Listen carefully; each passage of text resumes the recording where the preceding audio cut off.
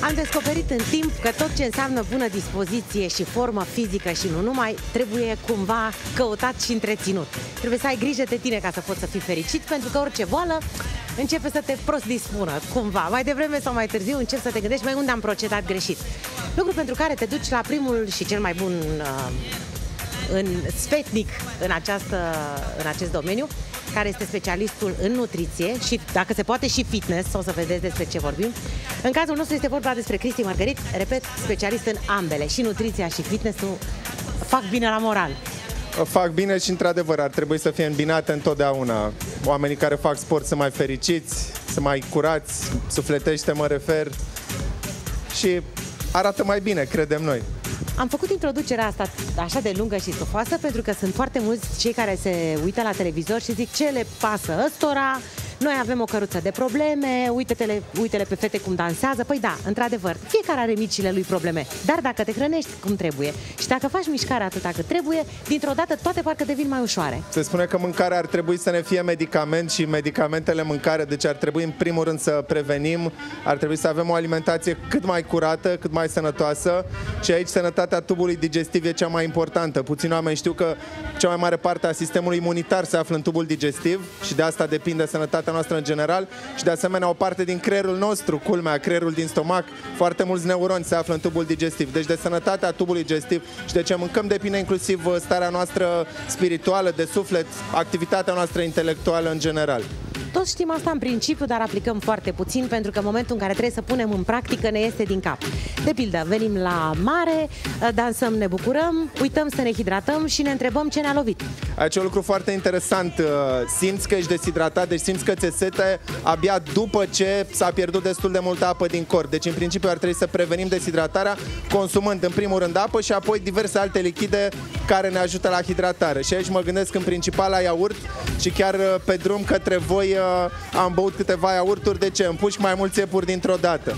Deci acopăr și mâncarea, bineînțeles, cu stare ușoară, deci nu vreau să vin aici obosit cu stomacul încărcat la voi la emisiune. Partea de hidratare de care vorbeam și partea de sănătate digestivă. Știm că atunci când călătorim, când mergem, mulți dintre noi suntem predispuși la constipație. Și atunci un iaurt, care este și activ, probiotic, ajută foarte mult tranzitul intestinal.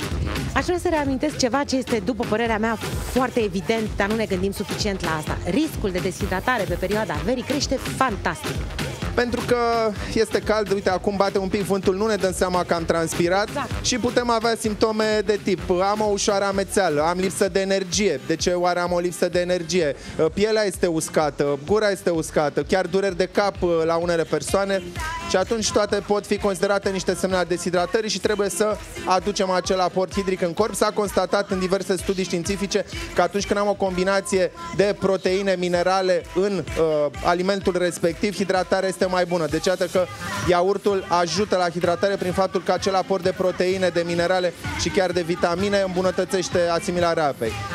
Deshidratarea poate avea efecte negative și pe termen un picuț mai lung, că așa ne gândim: bem un iaurt, bem niște apă, bem un suc, facem noi ce facem și ne hidratăm la loc. Dar cele mai simple și cunoscute pentru femei sunt, bineînțeles, celulita, ne putem gândi și la riduri, astea exterioare, iar interioare sunt deshidratarea celorlalte țesuturi. Mă gândesc la țesuturile moi, cum ar fi discurile intervertebrale, cartilagile, ligamentele, deci iată dureri articulare, dureri de spate, care pot fi semnele deshidratării cronice de această dată. Și știm că sunt foarte mulți oameni care nu beau apă aproape deloc. Exact asta am vrut să spun. Sunt foarte mulți și eu le spun măcar hai să bem o supă, hai să bem un suc de legume, hai să bem un iaurt. Știm că în zonele calde chiar se folosește iaurtul ca o băutură de rehidratare, celebrul la Iran, adică se face o combinație și cu apă și cu un pic de sare. Mă rog, în România se mănâncă destulă sare, nu cred că trebuie să mai adăugăm noi separat.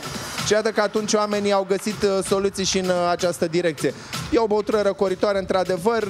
Dacă vrei să o folosești doar ca gustare, mergi pe o variantă cu mai puțină grăsime. Dacă vrei ceva mai solid, mai serios, după antrenament, după sport sau știu eu, dacă ești o persoană activă, poți merge către cel cu fructe sau către cel cu un nivel mai mare de grăsime. Dar asta pentru persoanele care își permit. Asta voiam să întreb. Orice tip pentru orice om? Nu tocmai. No, tocmai de asta, în general, firme de iaurturi, chiar am vizitat o fabrică acum câteva săptămâni, au o gamă foarte mare, astfel încât fiecare om să-și aleagă varianta preferată. Că e cu probiotice, că e cu mai multe proteine, că e cu fructe, că e cu fibre, pentru că, iarăși, aportul de fibre este foarte important, inclusiv pentru tranzitul intestinal și există astfel de combinații de-a gata. Îl cumperi, îl bei, asta îți asigură, așa cum spuneam, o stare de bine în primul rând, care de fapt înseamnă că ești mai sănătos și mai bine hidratat. Până la urmă, ai amintit despre iaurtul ăsta cu probiotice. E alegerea sănătoasă pentru fiecare dintre noi? Da, tehnologia a evoluat foarte mult și o să fac o comparație un pic mai ciudată. Și un câine maidanez e un câine frumos, așa cum și laptele prins e un lapte prins, dar iaurturile cu probiotice sunt iaurturi fermentate cu niște fermenti special, selectați, căutați, astfel încât să aibă efecte benefice asupra corpului nostru, nu doar presupuse, ci chiar dovedite științific. Și sunt țări unde, în Elveția, de exemplu, acest lucru e dovedit și acceptat științific, că atunci iaurturile cu probiotice pot fi comercializate ca atare. Și este un lucru, din punctul meu de vedere, foarte important, pentru că aceste bacterii prietenoase, să le spunem, care trăiesc în tubul nostru digestiv, spuneam că ne ajută în privința imunității, în privința modului cum ne simțim, previn diverse tipuri de tulburări, cum ar fi constipația și celelalte. Adică trăim în simbioză cu aceste ființe pe care le bem până la urmă.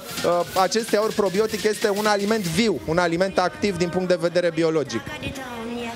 Te văd foarte entuziasmat vorbind despre asta. Presupun că ești unul dintre fanii și consumatorii de iaurt. Da, e unul dintre alimentele mele preferate. Prietena mea chiar îmi spune, băi, bei ca mult iaurt, vezi, bea mai puțin.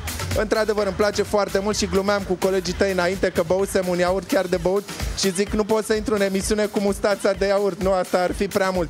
Da, mie îmi place foarte mult și îmi place să cred că și atunci când mănânc ceva nepotrivit, știu eu, o prăjeală, mi se mai întâmplă și mie, se întâmplă oricui, dacă punem un iaurțel după, asta ne protejează de efectele negative, chiar și ale unor alimente mai puțin sănătoase, da, care se întâmplă să ajungă în dieta noastră, vrem, nu vrem.